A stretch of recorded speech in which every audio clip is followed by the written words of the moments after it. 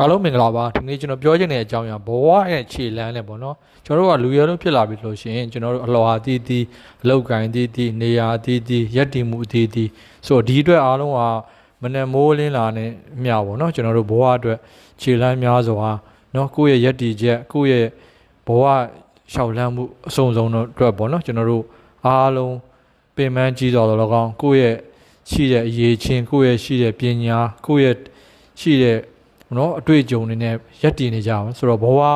ရက်တည်မှုအတွက်ပေါ့နော်ကျွန်တော်တို့လူဖြစ်လာတဲ့ချိန်ကတော့ကျွန်တော်နောက်ဆုံးဘဝနဲ့ထွက်ခွာတဲ့အချိန်ဒီအတွင်းမှာအားလုံးကနေ့တိုင်းပေါ့နော်ခြေလမ်းပေါင်းများစွာနဲ့ဘဝကိုရက်တည်နေကြရတယ်ဆိုတော့ကျွန်တော်တွေ့ရပါတယ်ဆိုတော့ဒီလိုပဲပေါ့နော်ဘယ်သူမှတော့ဘဝမှာအစားအစာအဆင်ပြေနေတာဘဝမှာအားလုံးပြည့်စုံနေတော့မရှိပါဘူးဒီခြေလမ်းတိုင်းတွေကိုပဲကျွန်တော်တို့ကအားကိုးနေကျွန်တော်တို့ယုံကြည်ချက်တွေကျွန်တော်တို့ဖြစ်ချင်တဲ့အရာတွေကျွန်တော်တို့ရက်တည်မှုတွေအားလုံးစူးစမ်းဆောင်ရွက်ရတဲ့နောက်ဆုံးပေါ့နော်ဘဝရဲ့နေဝင်ချိန်အထိကိုဒီခြေလမ်းများစွာကိုဆက်လက်လျှောက်လန်းရမယ်ဆိုတာကျွန်တော်ကတော့